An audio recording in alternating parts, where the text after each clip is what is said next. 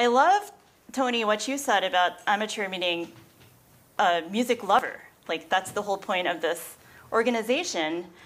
And today I'd like to share with you some ways that you can, well, that I have enjoyed studying une barque sur l'océan without actually practicing. So just to give you a little bit of background, I first learned this piece earlier this year. And then around that time, Lolly and Kathy invited me to participate in this series and play une barque. And I thought, oh, this is great. I'm going to have so much time. It's going to be so awesome. And then like a bunch of things happened. I slammed my thumb in a car door, and I tore my rotator cuff. And I had a bunch of writing deadlines. So basically, I didn't practice for 2 months. But during that time, I still wanted to study Ravel.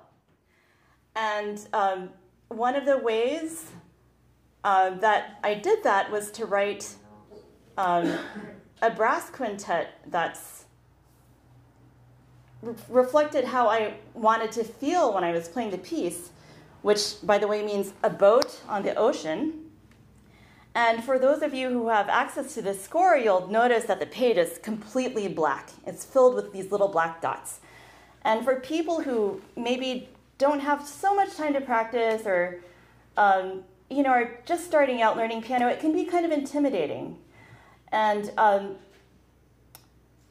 I wanted just to share with you some of the ways that you can still enjoy studying the score without feeling like you're nailed to rendering the score with each pitch at the right time position when you play piano. And so working on a brass quintet was actually really fun for me because I happened to see a call for scores for brass, and I never played a brass instrument in my life. Brass is famously not, it's not idiomatic at all to do those kinds of runs in brass, but it was really helpful to me to sort of just try to internalize this slow harmonic movement of this piece, which is, I'll just play you the first opening line, which sounds like.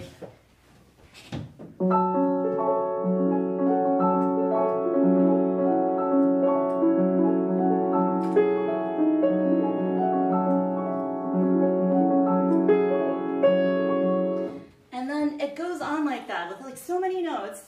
And the tune that Ravel makes is hardly anything. It's like a little nothing. And one of the ways that it's really fun to study great writing is to try to imitate it and see like what makes the great writing so great, and that becomes immediately obvious when your own attempts are like less than. But it's still really fun, and I think I managed to sort of like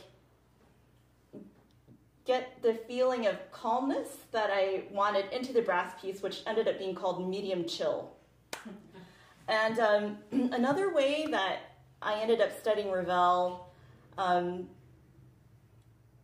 this year is I received a score, a new music score for a concert that unfortunately got canceled. But the title of the piece was called Miroirs No. 3, or I'm disassociating at my own recital.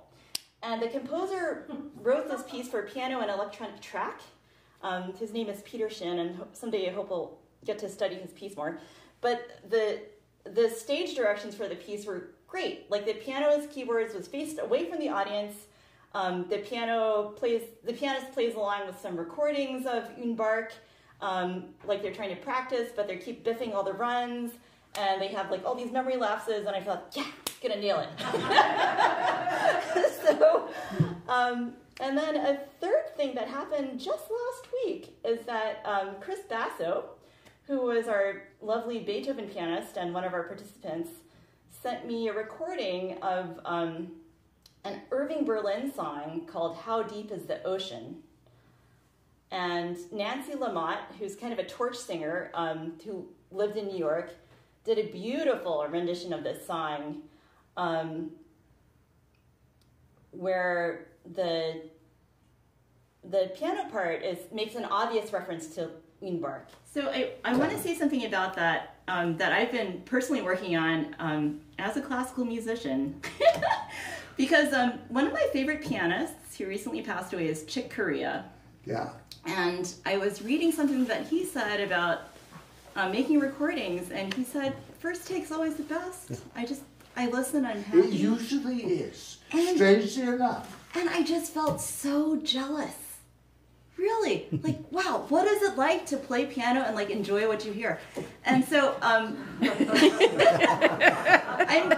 one of the things that I wanted to bring up today was like, my changes in trying to like learn music and memorize music and being okay with faking music and oh, you look appalled. No, I wish I had a compositional idea in my head. No, you have many of them. Let's look at the second page. So on the second page, okay. Ravel writes. He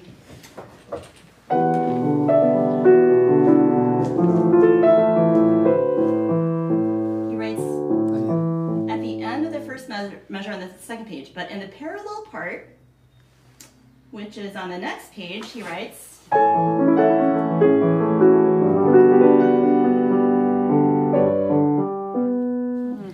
I don't know if it's important if you play this, or if you go and make it the same as the first one. Good, that's very interesting. And I actually don't think that Ravel would have really cared. Or even noticed. And to be honest, like, Let's assume that he noticed. well, I agree. Yeah. He might not have noticed, but the only assumption that is available to us is what's in the score. Right. but the score is also full of errors. That's Ah. Yeah, because Hey Young has a different edition to us. I think most people probably just have Durand, right? And Hey Young has an Alfred edition, and you'll see at the very end of this piece, there's a 3/4 right here.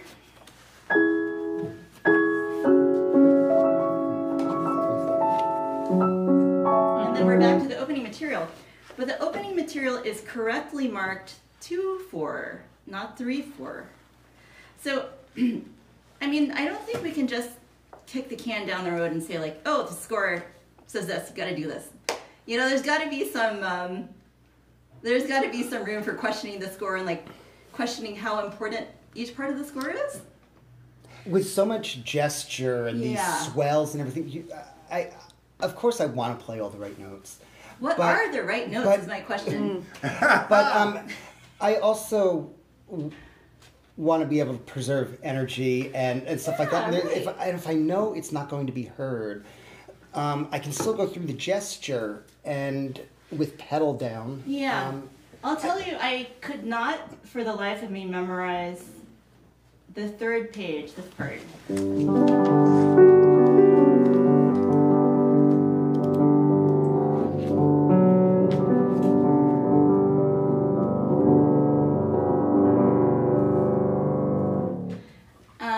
It's a lot of changes. Some of them are fast and some of them are slow, right? In the left hand, that's what makes it fun. But at the same time, like, I just couldn't keep it straight. Like, I knew there was about 5 measures of 2/4, and this figure comes twice, and at the end, I'm supposed to be at the bottom. And I am sure I did not play it right just now. Right now I was looking at, but during the run through, I'm sure. Your voicing on that, sure that minor second on both of those was so beautiful. Yeah, it was like, this, what is it, C sharp D? Yeah. Yeah. Oh, thanks.